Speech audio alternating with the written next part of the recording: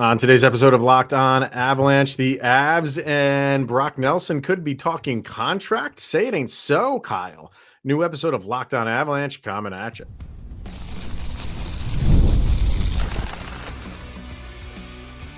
You're Locked On Avalanche, your daily podcast on the Colorado Avalanche. Part of the Locked On Podcast Network. Your team every day.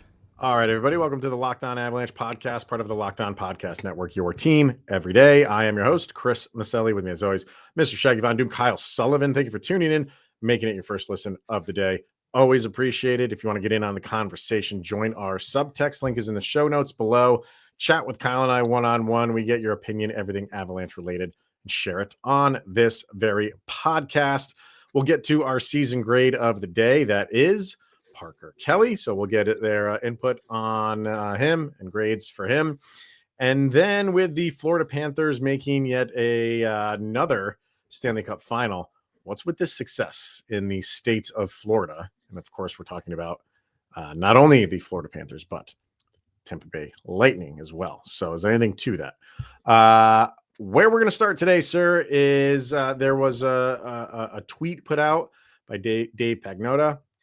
And it couples with a report that also came out. I'll get to that in a second. Two separate things, but I'll get to both of them. The first one is the post by Dave Pagnotta that says there appears to be mutual interest from both the Avalanche and Brock Nelson in exploring a new contract. How that may look is still too early to tell, but Nelson is open to that possibility, and talks between the Avs and his agent are expected to pick up in June. So when I saw that, I kind of gave the, okay. So we're doing this type of thing, because I kind of had just given up. Like, it just the feeling you got, like reading the tea leaves type of stuff, was just not going to be there. He's going to go somewhere else. Everyone's throwing out Minnesota Wild. I don't think his list was a team of one. When you're an unrestricted free agent, like, you're not just going to have a team of one. And not that he didn't want to stay with the Avalanche, but maybe the numbers just weren't lining up. It just didn't seem possible, and it still might. But at least the post that was put up by Pagnotta states that at least there's going to be conversations. At least he's going to give the Avalanche a look. At least there's going to be talk there. What is your thoughts on that part of it? And then I'll bring up the other part that it's a separate story, but it kind of goes hand in hand with this. But go ahead. Yeah, and it kind of goes back to Brock Nelson. Like, you got to put yourself in his shoes. Like, we talked about the center UFAs coming up, and once you stick your toe in the water, you're like, okay, what can I do? You look around. Everybody else is they got age on them. We talked about, like, our favorites, like who we want us to see and all the moves you have to make. And then you're looking around. You're not going back to the island, so that's out. Minnesota, do you really want to get together with a team and try and make an additional push? Or do you look back and look at the Colorado Avalanche, and they're talking about, I really liked how this team's together, and you're hearing all these reports like head scratching. Why are the Avalanche still not in the playoffs? Like, this was a good team. How did things not happen? At Brock Nelson's age, do you not turn around and just say, you know what? Yeah, let's try one more time. Or not one. He's not going to sign for a 1-year deal, right? No. He's not at that age we're going to sign for a 1-year deal. Like, but he is at that age where he's been in the league long enough and has not won. Yep. So what's important to you? Money is important to everybody. Let's just put that aside. Like, everyone wants to make some money, and he's going to make money, right? But is it the max? Could you make the maximum amount if you stay with Colorado? No. They could. That's the other part of this, is if they do want to sign him and to a number that everybody is happy about, other things need to happen to free up maybe a little bit more money to give him what he wants. Does he stay knowing that it's a really good opportunity? He would be part of that opportunity to go win a Stanley Cup, because he's at that point in his career where he's been in the league for long enough where he's socked some money away. But now it's time to start thinking Cup. And I only have a handful of seasons left. If I go to, we keep throwing out Minnesota, but fine. If I go to Minnesota, they have the money. Minnesota could pay him top dollar. And Minnesota's an improving team. And they have a lot of money coming off the books. They're going to be an active team. So he's got to look at that and say, could I go to a team where I'll make more money? Sure, they're on the rise, but they don't have their team all situated yet. They're going to have some spots to fill. I know what I'm getting with the Avalanche team because most of their roster spots are filled. So I might have to take a little bit of a haircut here, but I know I'm going to have a really good opportunity to go deep in the playoffs. So that's what he has to weigh right now. And it's so I think at least puts the Avalanche in the conversation finally. Yeah. And I'll let you get to your other report, but also when it comes to Brock Nelson, like Brock, if you're listening, hey bud, how's it going? Plug your ears. Come back, but plug your ears. Like who's really like what franchise is sitting right now? Like, oh God, I hope we get Brock Nelson. Like, there's a good amount, man. But not that he is your guy that's gonna be your number one guy. Yeah, but he helps you out. He does what the Avalanche want him to do. No, I get that. But he's not the like. Yes, he's got the name recognition, but when it comes to like production, if you're going to teams like Minnesota, like you're going to have to kind of buy in for another year of what you got last year in Colorado to kind of feel it out, get everything together, and probably make a push next, probably 26, 27. Like, look around. What teams are you joining? Because again, you got Marner, you got Tavares, you got all these other bigger names out there that everybody's screaming about and putting up their graphics. Who will get question mark team logos everywhere? But like Brock Nelson is just like a quiet UFA. And then do you see, like, at this point in your life, do you want to go chasing the money? Do you want to go through another team of, hi, my name's Brock Nelson, this is what I do, this is where I'm strong, like work with another team? Or do you want to turn back around and say, all right, Avs, I like how everything's going, I like it here, I like how everything's constructed, I like the front office has faith in me, we'll talk a deal? And I mean, we'll get to your report, but I mean, it's very interesting. So the other part of this that came out was during the trade season leading up to the trade deadline, the Islanders had a deal in place for Nelson to go to Winnipeg, and he used his no trade clause to block that. So obviously he did not use that to block his move to the Avalanche. So it just kind of makes me think, if he said no to one team, which was the number one team in the league, why not just go there? That's the best team going into the playoffs. Go there, and then you can, try to win a cup, and then you're a free agent. Then you can do what you want to do. But he said no to them, and he said yes to the Avalanche. So you would have to think that he's going to give the Avalanche a chance. If he said yes to them, I want to go play for you, why would he then just, play 30 games for them or whatever not even that many, but, like 2 months worth of games, and then just hightail it out of there? Again, I'm not saying it's 100% that he's signing, but it makes sense if he's saying no to the Winnipeg Jets, who are in a better standing than the Avalanche were, and he's saying yes to the Avs. Sure, he's gonna want to at least talk to them and maybe remain there. So a lot has to happen. This is not like set in stone by any stretch of the imagination. A lot has to happen between those two camps, and if they really do want to make it work, if Nelson really says like, yeah, I understand I'm going to have to take a little bit of a pay cut to stay here, but I like the situation here, I think I could do well here, I kind of want to avenge what happened in the playoffs, I didn't play my best hockey for you guys, all of that stuff, then the Avalanche side of it is other things need to happen where we need to free up a little bit more space, because he said no to the Islanders. Again, I talked to Gil, I mentioned this, and he said no to, it was 7.5 per year. And the Avalanche have a little bit over 8 in cap space. So if he says, just, I will accept for you, if he says this, I'll accept what I said no to, that takes away almost all of your free agency money, and you still have a few more guys to sign. So it will be an interesting offseason for if both sides agree on this, beyond the Brock Nelson signing, if he does sign with the Avalanche, on what they do, because they got to free up some more space. So it's going to be like every other offseason, pretty wild and crazy. Yeah, but like if you're standing back looking at all the teams in the NHL, like we wear burgundy and blue. We're about to grade Parker Kelly. You ask the rest of the league who's Parker Kelly, they're going to be scratching their head and pulling up hockey DB. But if you're Brock Nelson at that age, you're looking for somebody with a cup window. It's Florida, it's Edmonton. Then you're going to probably say Colorado. Like that seems like an easy bet. Like even though Winnipeg has Connor Hellebuck, like other than that, like do you feel like you're going to capture a cup? They've proven that it's not there. Like even though they have a great record, you just never felt like we ask all year long, how's Winnipeg doing this? And if you're Brock Nelson, does that feel like I could get there, I could get a cup? I think if you're someone like Brock Nelson, I'm not saying like he's a cocky guy. He's not.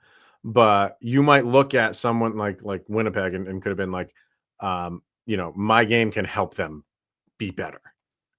I'm not just coming in there to just skate around and see what happens. Like, they're going to rely on me a lot. They're going to rely on me a lot in Winnipeg. And when you were talking about Minnesota, I was thinking that they're going to rely on him a lot. In Minnesota, which they would in Colorado for the Avalanche. They would rely on. I mean, you're 2C. You're going to get relied on, but who takes a lot of that weight off? Cale Makar, Nathan McKinnon. Those guys they'll take the brunt of when things go wrong.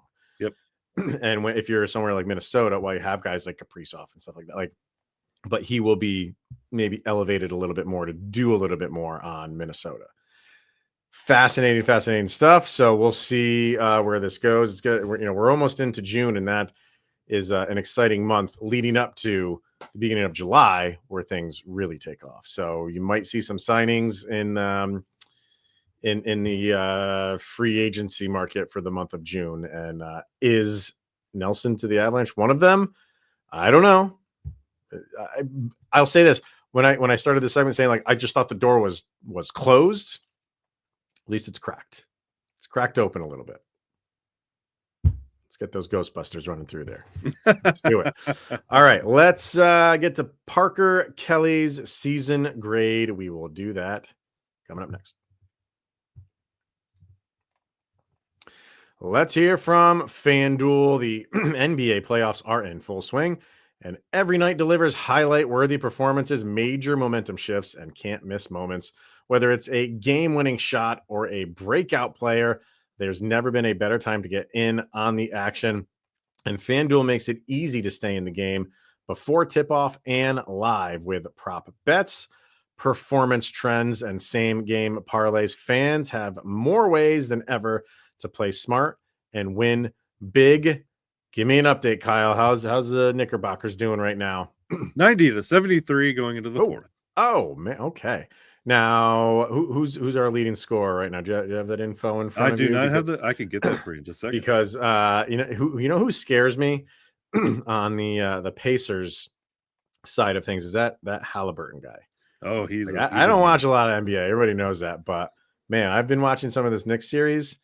That dude is when he's got the ball and he's firing up threes, that's a scary moment. You got Brunson with 27 right now, and you got Josh Hart with he's on the bench right now, but yeah, that's Brunson right now he's got 27. I'm usually comfortable with Brunson. If the over under was 30, I would go over for him. I'm just glad Towns is in this game after the last game. It looked like he was going to miss some time. Let's see if they can pull it off. So if you're new to FanDuel, it's the perfect time to sign up. Head to FanDuel.com and place your first $5 bet. And if it wins, you'll get $200 in bonus bets. Make every moment more with FanDuel, an official sports betting partner of the NBA.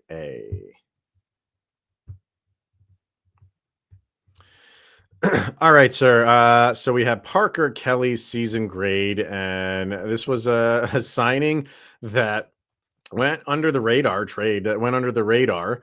No, they signed him because I think Ottawa got rid of him, and they brought. I don't think that was. Yeah, man, that was He was so an long ago. Yeah, he was an off-season signing. It was off season, yeah. And just one of those under the radar things. No, nothing that was really gonna break headlines or anything like that. But I remember talking to the Locked On Sens guys, and they were sad. They were sad to lose him because he was their workhorse, and you saw it. You saw it firsthand with what he brought to this team. So, give me your thoughts on Parker Kelly. Oh my goodness, Parker Kelly. He has been fantastic. And I remember talking to Locked On Sens about like just the emotion that they had when they were talking about him. Like, I haven't seen this much emotion on Locked On since it's a mattress. But my God, like it was good to see like the kind of emotional attachment we had to P.E. Belmar.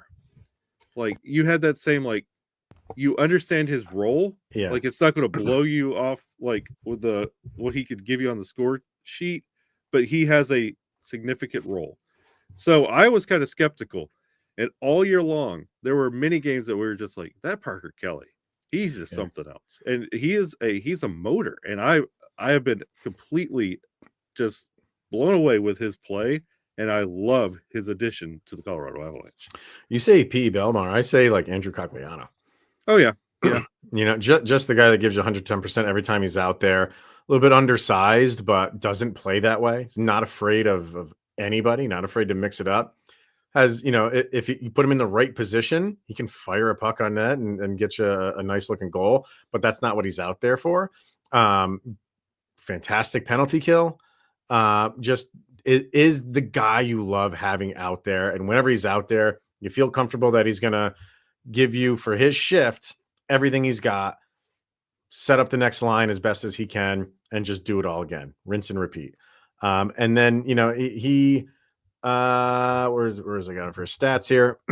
Although again, this is not what you kind of base him on. 8 goals, 11 assists, 19 points. Just that'd be a career high.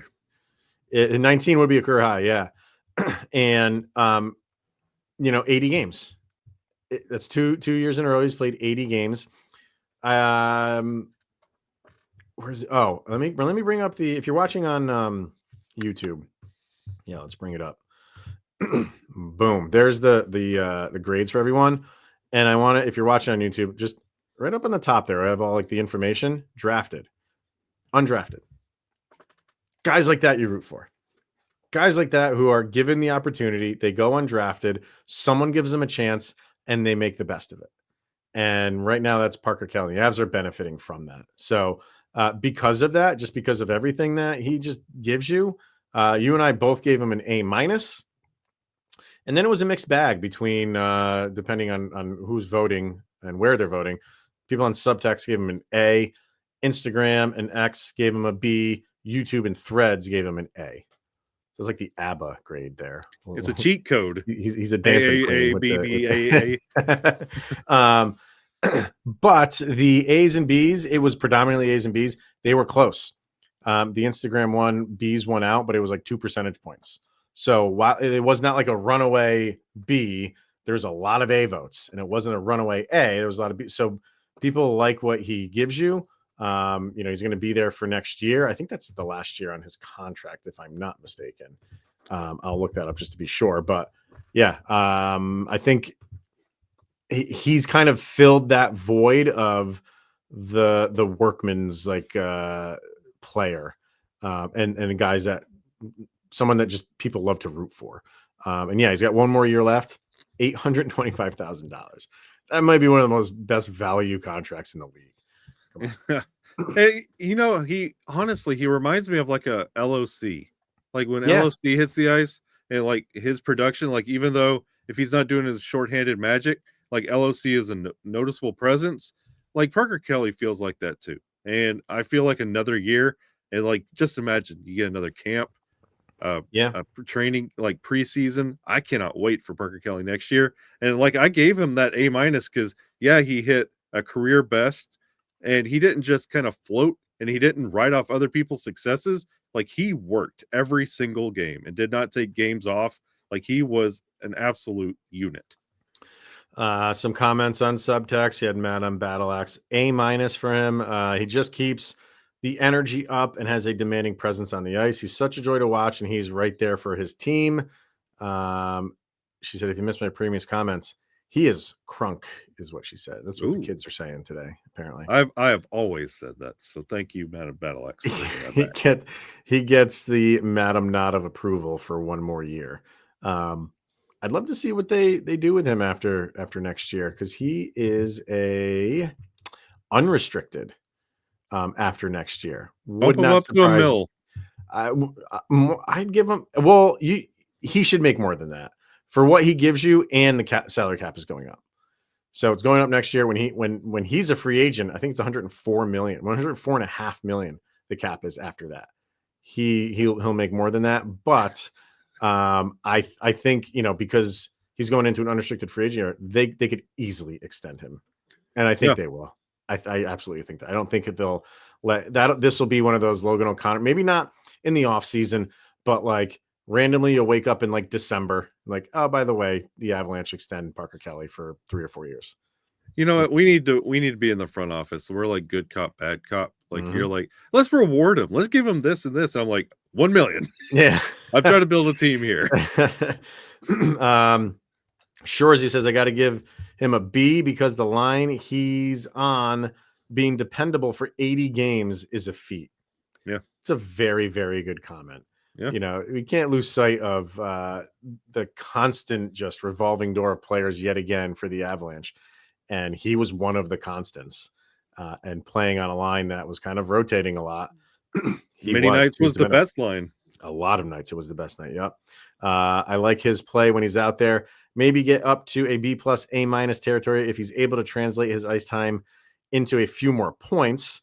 Don't need him to at a point per game, but to only have 19 points in 80 games, even on the fourth line, I'd like to see a little more. I can't disagree with that. It's not terrible. He's 19 points from a fourth liner is okay. And it's a career high. So he's already doing better than he ever has. Yep. And finally, Christina says, an emphatic A! Exclamation point. No secret how much I love Parker Kelly's game. He's exactly the type of player the Avs need: gritty, passionate, energetic.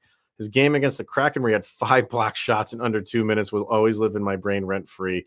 Hope he stays with the Avs for a very long time. That was an awesome moment, where he was everywhere, just blocking everything. Like, it seemed like no matter, she's right, for that short amount of time, whatever the Kraken were shooting, he blocked it. It was bam, bam, bam, bam, bam. And he woke up the next morning not feeling so good, but maybe his body was not feeling good, but his mind was like, yeah, I just helped that team out, my team out. So that was a great moment. I'm glad she brought that up. Really good. Yeah, probably the best player to wear 17 in about 6 years. Oh, you dog, you. All right. So, yeah, I think all in all, everybody's happy with the Parker Kelly season. So let's do it again next year. Why not? That'd be fun. I'm for it. All right. All right. Last thing we want to talk about is this success in the state of Florida. What's up with that? We'll talk about that next. What's up with that? I was trying not to. Yeah, I know what you were thinking. So yeah, the Florida Panthers are in the Stanley Cup as we are recording this. The Oilers and Stars are currently playing. It is 4-3. We have started the third period. So, but if Edmonton wins, they get one more win, they're in. We have a repeat of last year. If that happens, we'll talk about that in another episode. We're going to focus on the Panthers right now and really the state of Florida, because they've made 6 straight Stanley Cup finals. You had Tampa Bay going to 3, winning 2, losing that one against the Avalanche, obviously. And now the Panthers going to 3 straight. They won the one last year, obviously, and they're going to another one. So that is 6 straight Stanley Cup finals for the state of Florida. Is this just a lucky run, or is there's something in the water down there where we should just get used to Florida teams being the top of the NHL?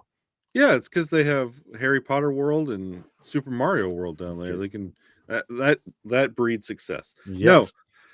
No, honestly, like, if you can just forget how the season ended for the Avalanche.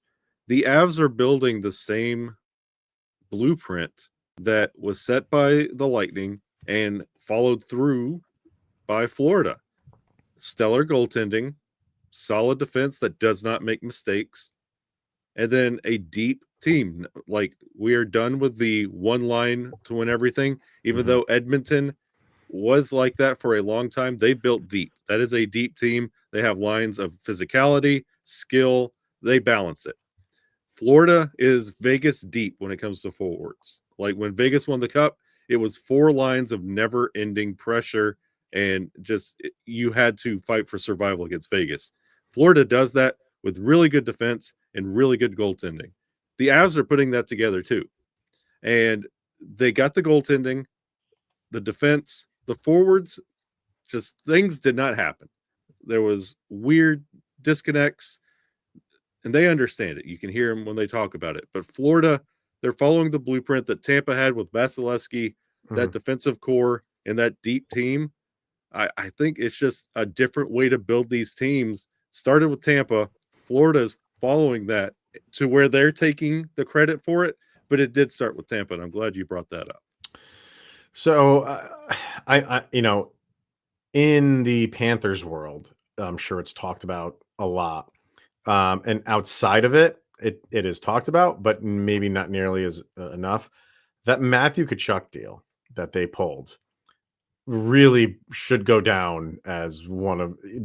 Now you can look back on it and say that deal could be one of the best deals ever made, especially if they win it this year. If they win 2 out of the last 3, and you can turn to, like, that was the turning point for this team. They pulled the trigger on a deal. A lot of people thought, well, maybe that's a little bit of a risk, even though he's a great player. You're giving up a lot. They have been just incredible since that deal. And it's not been just Matthew Tkachuk. There's been a lot of moves that they have made. They've hit all the right buttons. They have. And you rewind it even before them with Tampa Bay, they were doing the same thing too. Like exactly what you said. They built that team up to what it was, and they produced. It's just, you have 2 teams in the same state doing it. So I think people want to find a reason for it. I think there's a reason for it. I think that's just, it's coincidence. I know there's a lot of people out there yelling about the tax-free stuff. I'm not there. Does it play a factor? Maybe there's a percentage. Maybe there's a very small percentage, but I don't think that is the reason why these teams in Florida are having success, because they're a tax-free state. Then why isn't every single Florida team in every single sport having the same success? Yeah, look at the Marlins. Exactly. And look at the Dolphins. And you know what I mean? Like, so I don't think that plays as much as a factor as people want to blow it up, because when the teams in Florida do well, that's the reason why. When they do bad, you come up with some other reason. They're just lucky right now. You gotta give them credit. I take it a step beyond lucky, and it's something the Avs. This is what good luck. I don't want to make it seem like that was bad, but the Avs need to learn from this, and this is what separates the Colorado Avalanche from the Tampa Bay Lightning of old, and the Tampa Bay Lightning that they defeated and put them into obscurity, and the Florida Panthers where they are now. The Avs believe they have the skill to win every game. The Lightning and the Panthers believe they have the system to win every game. They believe in their team. And the Avs got to stop showing up thinking that's half the battle and think that everybody's going to bow to the glow of Nathan McKinnon and Cale Makar. Like, you can't just show up and automatically expect to win. Tampa fought.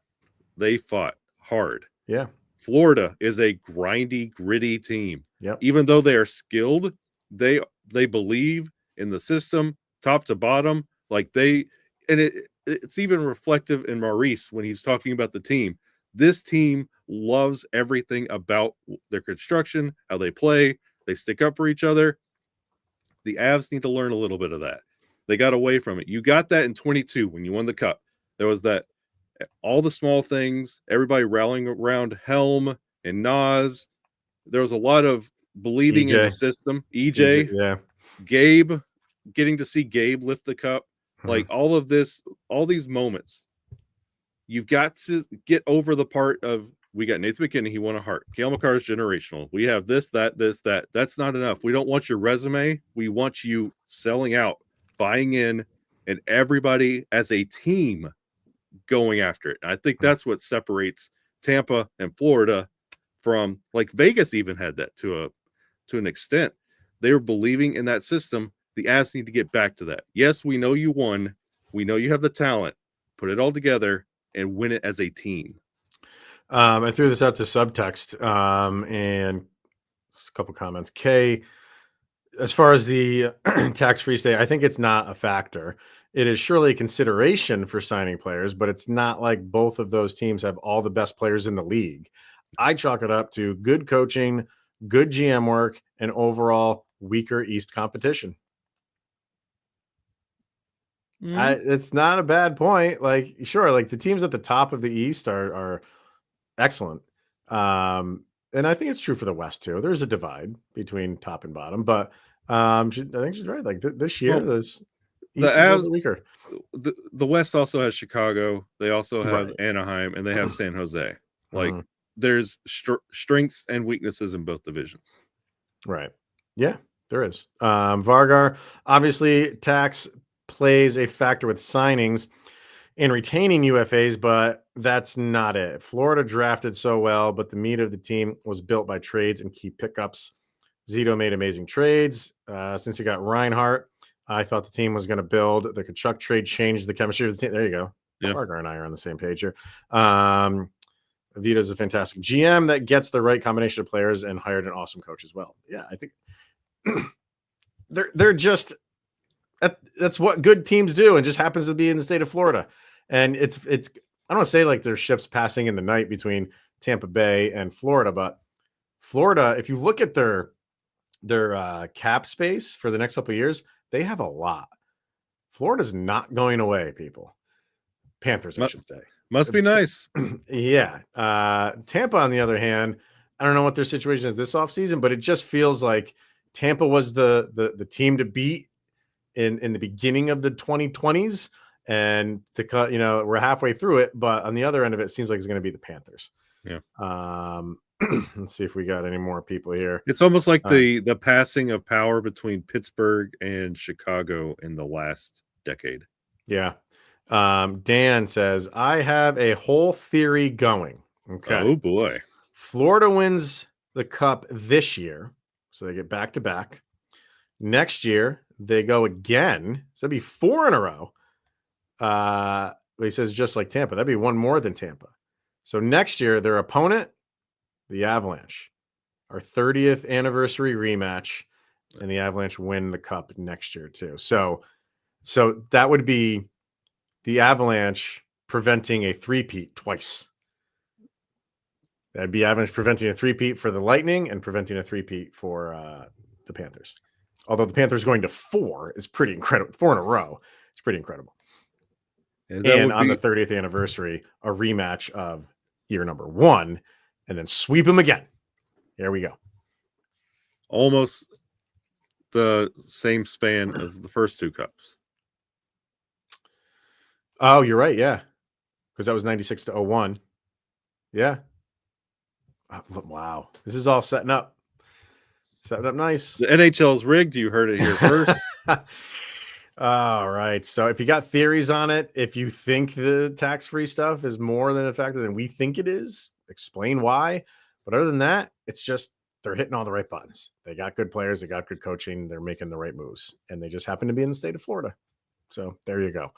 All right. That is going to wrap it up for this episode and for this week. So let me just do one more check-in with the Stars game. We got a 5-3 Edmonton lead, 12 minutes to go. So we're going to go finish watching that game and see if we have a Stanley Cup final. We'll be back on Monday. We'll discuss that if that is the final. And we'll get to left winger unrestricted free agents as well. So that'll be for Monday. Tune into that one. But for this one, thank you for tuning in, making it your first listen of the day. That is always appreciated. He's Mr. Shaggy Von Doom, Kyle Sullivan. I am Chris Maselli. This is the Locked On Avalanche podcast. We'll see you guys on Monday, where you made it through another weekend where Sidney Crosby's that much closer to being with the Colorado Avalanche. It's 10 o'clock. Do you know where Sidney Crosby is? In bed.